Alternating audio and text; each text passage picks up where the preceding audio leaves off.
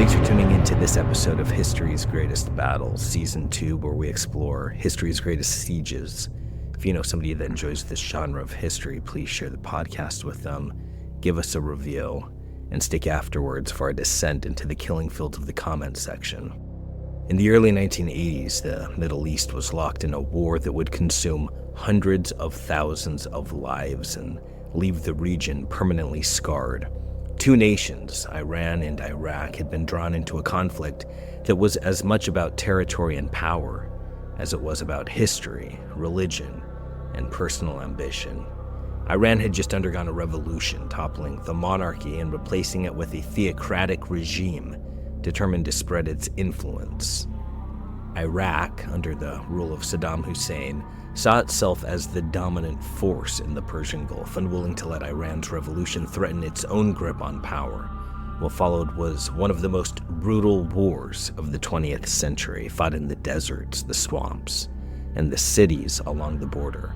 It was a war of attrition, where men were thrown into the fight by the hundreds of thousands, where chemical weapons were used without hesitation, and where entire cities were transformed into battlefields. It was a war that saw tactics pulled from the First World War, trench lines, human wave attacks, and months-long sieges where victory was measured not in ground gained, but in bodies left behind. The result of this war, and in particular this battle, this siege today, shaped the future of the Middle East. It reinforced Saddam Hussein's belief that Iraq was the only power capable of standing against Iran, emboldening him in ways that would lead directly to the invasion of Kuwait and the Gulf War that followed. It strengthened Iran's military and political doctrine, forging the strategies that it would later use to extend its influence across the region.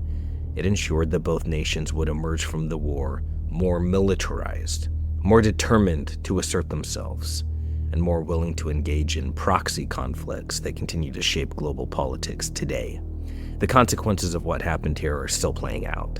The Gulf War, the U.S. invasion of Iraq, the rise of Iran's influence in Syria and Lebanon. These events have their roots in the battles of the 1980s. This war was more than a clash between two nations. It was a turning point that set the course for the decades of conflict that have followed. Let's now experience the Siege of Basra. Welcome to History's Greatest Battles, Season 2, Episode 35, The Siege of Basra, from the 13th of July, 1982, to the 27th of February, 1987. Iraqi forces, roughly 285,000 soldiers. Iranian forces, unknown, but hundreds of thousands. The fighting around Basra was the bloodiest of the Iran-Iraq War, grinding through thousands of lives as both sides hurled everything they had into the struggle. It was here that Iraq unleashed chemical weapons on a massive scale, forcing the world to take notice, not out of moral outrage, but out of the cold realization that modern warfare had crossed another line. The war between Iran and Iraq was not the result of a single event, but a storm of rivalries, political, territorial, religious, colliding with unstoppable force. The breaking point came over at the Shat al-Arab river forged where the Tigris and Euphrates meet, flowing southeast of the Persian Gulf, a vital artery of trade, of power, and of war. A stretch of the river marked the border, but its control had long been contested. In 1914, the British, ruling over Mesopotamia, granted Iraq full sovereignty of the waterway, fixing the eastern bank as the boundary. This arrangement was confirmed again in 1932 as Iraq emerged as an independent state. But Iran retained key privileges: unrestricted anchorage at Abadan, Khosrow-Abad, and Khorramshahr, a concession that barely masked the underlying tensions. When Mohammad Reza Pahlavi took the throne in the 1940s, he rejected the old arrangement outright, declaring that international law placed the border in the middle of the river, not at its eastern bank.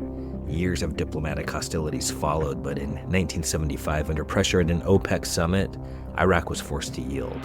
The Algiers Accord was signed, granting Iran the border that it demanded.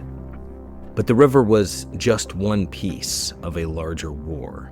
The battle lines ran deeper than maps. Iran was a fortress of militant Shiaism, while Iraq, though majority Shia, was ruled by a Sunni regime that had no intention of loosening its grip. Before the Shah's downfall, Khomeini had lived in exile in Iraq, an ever-present threat to the region's balance of power. By 1978, Saddam had seen enough.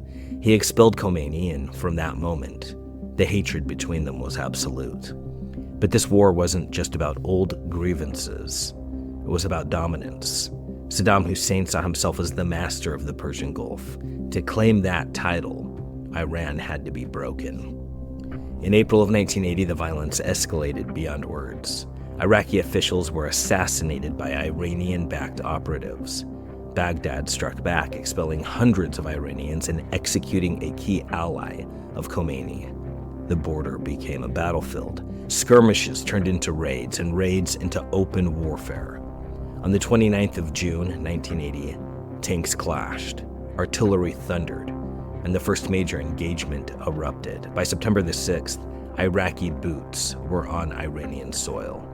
On the 17th of September, Saddam formally tore up the Algiers Accord, declaring that Iraq would reclaim the Arab lands of southwestern Iran. The war was now inevitable. At dawn on the 22nd of September, Iraqi warplanes roared into Iranian airspace, hammering air bases and military targets. The next day, Iraqi armor rolled forward. The invasion had begun. The attack was rushed, full of tactical missteps, but sheer momentum carried the Iraqis forward. They carved out a 150-mile-wide corridor, pushing up to 70 miles into Iran's eastern frontier. By January of 1981, Iraq had seized another swath, 200 miles wide, 50 miles deep along the southern front, capturing Ahvaz, the beating heart of Iran's oil production. Fresh off his victory, Saddam extended an offer, peace on his terms. Khomeini's response was absolute. The war would continue. Iran struck back in the spring, but without the armor or artillery to sustain the attacks, the offensives gained little ground. But in September, Iran's forces seized a critical victory. They retook Abadan and reclaimed stockpiles of abandoned Iraqi weapons, fueling the next phase of the war. Iran used the winter to rebuild, rearm, and prepare for a crushing blow. On the 22nd of March 1982, they unleashed their full fury. Iraqi forces were driven from Khorramshahr in a brutal offensive that pushed deep into enemy-held territory. Within weeks, Iran soldiers stood just 20 miles from Basra, Saddam's industrial heartland. Saddam's response was swift. 300 of his own officers were executed, sacrificed to his paranoia. But death alone would not hold the line. He ordered Basra turned into a fortress, its defenses built to absorb the next Iranian onslaught. Now on the back foot, Saddam played the diplomat. He announced a withdrawal to the original border and extended another offer for peace. Khomeini didn't even consider it. The war would continue. Khomeini was not interested in compromise. He wanted payback. He also saw Basra as a city of opportunity, a Shia population that might rise up and turn the tide from within. If Iran took Basra, Iraq would choke. It would be cut off from the Gulf, severed from its markets, and stripped of the oil fields that fed its war machine.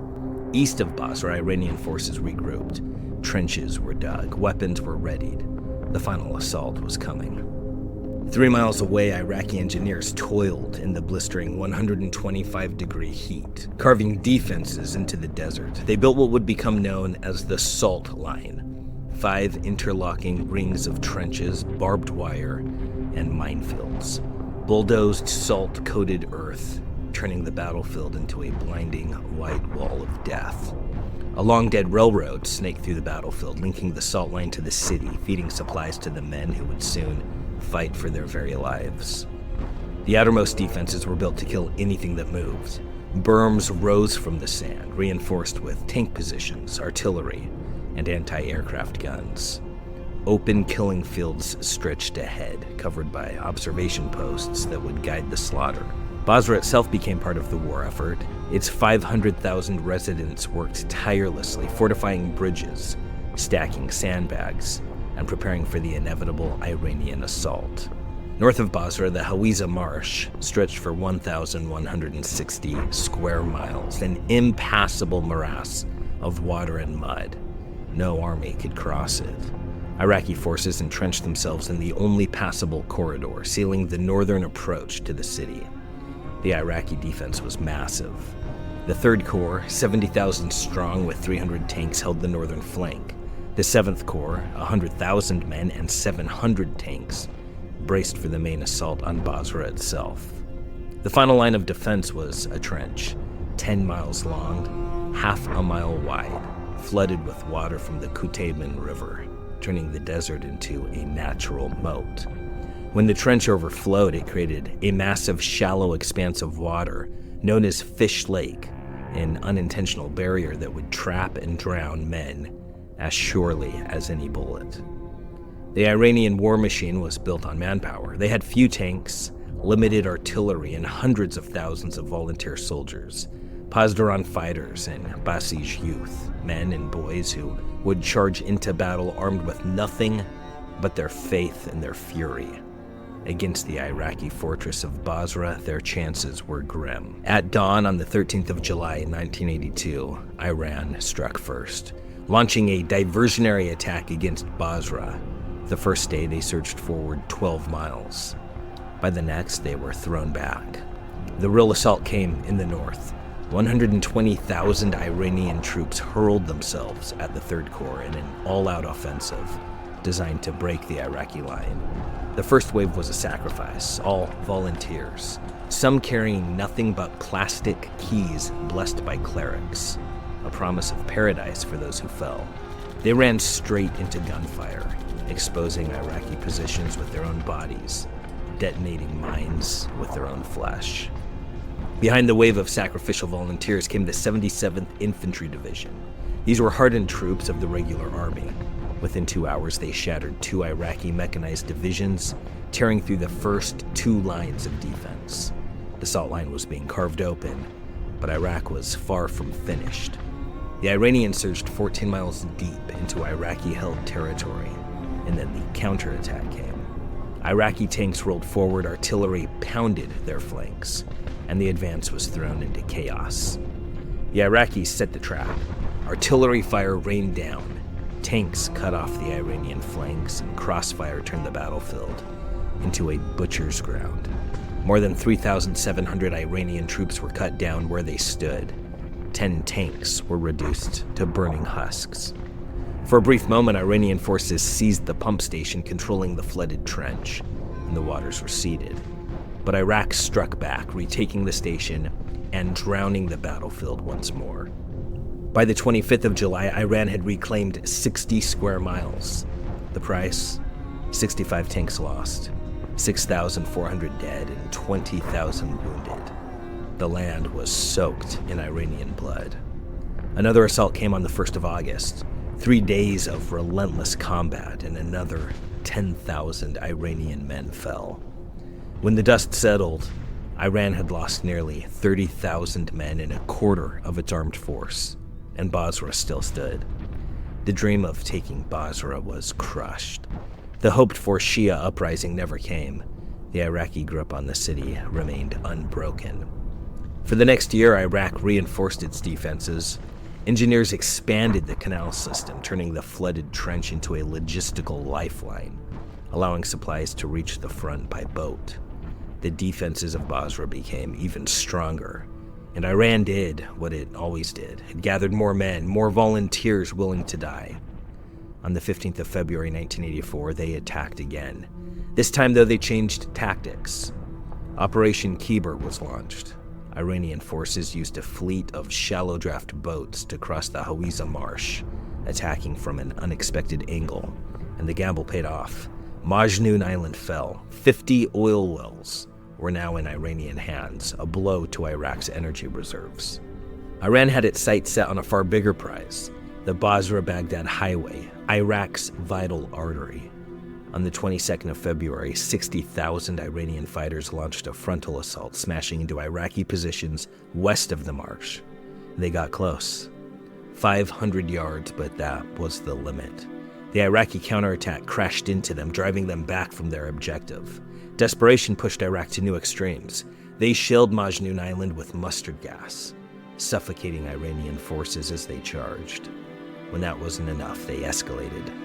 Nerve gas bombs followed. Iraq denied everything, but the dead and the dying told another story. European doctors treating the wounded confirmed the truth. Chemical warfare had returned to the battlefield. 2 years passed. Then the Iranians tried again. On the 10th of February 1986, 60,000 Iranian militia garrisoned on Majnoon Island. Another 60,000 gathered south of Basra, preparing for one last push. The attack began in the dead of night, rain masking their movements. They crossed the Shatt al-Arab and stormed the Fa Peninsula, the gateway between Iraq and Kuwait. Fa was lightly defended, just a handful of machine gun positions, and Iran cut through them with ease. By the second day, Fa was theirs. The next day, Iraq's naval base at Qasr fell. Iran pushed north. Their target was still Basra. But 25 miles out, 20,000 Iraqi troops stood in their way. The ground was unforgiving, thick mud that slowed every movement. Iraqi artillery and gunships tore through the trapped Iranian forces. For 3 weeks, the battlefield was a slaughterhouse, and once again, Iraq unleashed chemical death. Iraq made a calculated decision. Instead of trying to reclaim the Fa Peninsula through another costly assault, they let the Iranians rot. The invaders were cut off, trapped in hostile terrain, and left to starve under bombardment. Behind the lines, Iraqi engineers went to work. They built the Iron Citadel, an impenetrable defense to guard the southern gateway to Basra. Iran had one last gamble. In January of 1987, their fourth and final assault on Basra. For months, Iran tried to alter the battlefield itself. They drained Fish Lake, constructing an embankment to allow their forces to advance. Then 90,000 regular troops surged forward. The attack hit on a 4-mile-wide front, smashing 3 miles deep into the Iraqi lines. Tehran declared it the final offensive in the epic battle for Basra. The fighting was brutal. After 3 days, cracks appeared in Iraq's defenses. Sensing the danger, Saddam deployed his elite Republican Guard. The Iranian army clawed its way to Basra's very doorstep, and the cost in blood was staggering for both sides. The battle became chaos. Territory was seized, lost, and then seized again. Desperate to break through, Iran threw everything it had. 200,000 untrained Pasdaran pulled from the northern front and hurled into the slaughter. The sky turned black as petrochemical plants burned, choking the battlefield with thick, toxic smoke. Then on the 1st of February, Iraq delivered the death blow. Tanks flanked the Iranians, cutting them off between Basra and Fish Lake. Thousands of Iranian troops surrendered, but surrender didn't matter. Khomeini and thousands more ready to throw into the fire. On the 27th of February, Iran pulled back. Then at dawn the next day, they attacked again. The counterattack gained little. Iran reclaimed scraps of land, but Basra was beyond their reach. From that point forward, the war became a grind of raids and artillery strikes. Fury without any direction. By April, the Iranians were in full retreat. Iraqi forces shoved them back to the original border. The last great assault on Basra had failed. The fighting, though, didn't stop. Even after the failed Basra assault, both sides kept hammering each other's positions. Then in July of 1987, the United Nations stepped in with a ceasefire proposal. Iraq took the offer. For 30 days, they held their fire. Iran did not. Iranian forces still dug in at the Fa Peninsula, ignored diplomacy. They fired artillery barrages on key Iraqi targets. Finally, Iraq struck back with precision. Warplanes pounded Iranian oil facilities on Karg Island, crippling economic lifelines. The Air Force took the war to the sea, striking tankers in the Gulf. Iran escalated again. Scud missiles rained down on Iraqi border cities. Their own attacks on tankers spread the war across the Gulf. The chaos dragged the world into conflict. By May of 1988, U.S. Navy warships were escorting tankers through the Gulf, caught in a war that refused to end. Iraq delivered its final blows. In early summer, their forces stormed the Fa Peninsula and Majnoon Island, reclaiming the lost ground. Then in August, the UN stepped in again, another ceasefire proposal. This time, both sides agreed. After 8 years, the war had achieved nothing. No great victory, no change in borders. The war ended as it began. To the world, pointless.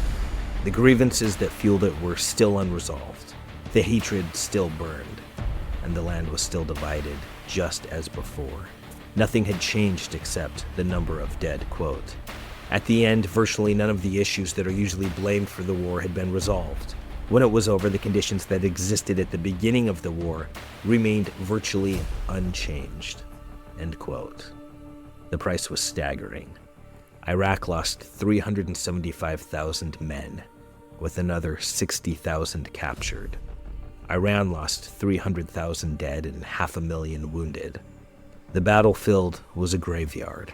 Wave after wave of young Iranian men had charged into machine gun fire, into artillery barrages, into clouds of poison gas, armed with nothing but faith and the certainty that their deaths would serve a greater cause than themselves. Their bodies littered the earth, nameless in the dust, swallowed by the silence that follows war. Iraq, too, paid in blood. Cities scarred, villages empty. Mothers waiting for sons who would never return. And for what? 8 years, 1 million casualties. Towns turned to ruins. Oil fields burned. Children grew up knowing only war. The front lines may have stopped moving, but the suffering never did. The war was over, but the hatred remained, and the world moved on.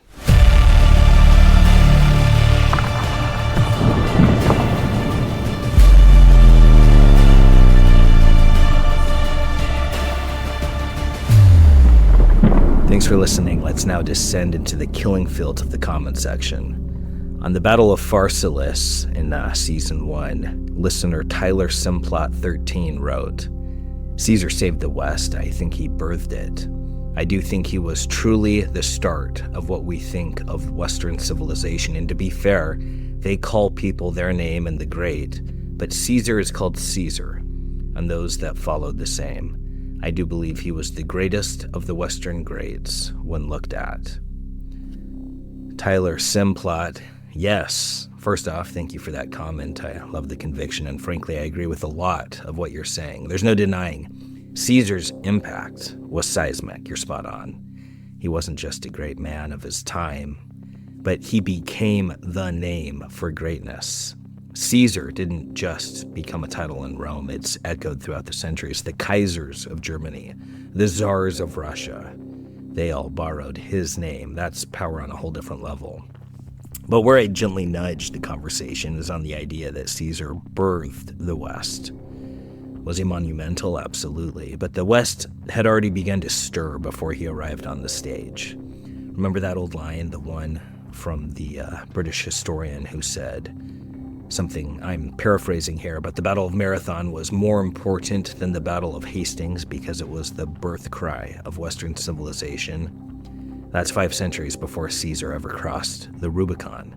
So if Caesar birthed anything, it was empire on a grand scale, order, centralization, expansion. He was the architect of imperial Rome, not the first voice in the West. That voice came earlier in the phalanx ranks of the Greeks standing against Persia, and the ideas of democracy and of citizenship that Rome later adapted.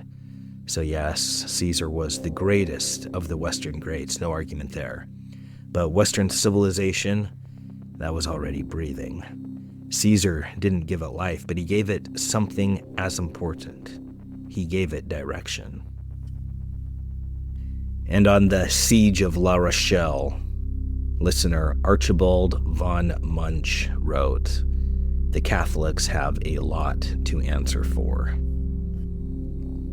Well, Mr. Von Munch, no argument there. History's pages are stained with more than a little ink from Catholic misdeeds. Inquisitions, crusades, political meddling. There's plenty to answer for, but to be fair, when it comes to religious conflict, nearly every side has blood on its hands. I mean, the Protestants weren't exactly handing out hugs at La Rochelle either. History's full of sinners dressed as saints and saints who found themselves forced to sin. The real culprit? Power mixed with certainty. That combo's never ended well, regardless of the color of the collar. Thanks for listening. See you guys tomorrow.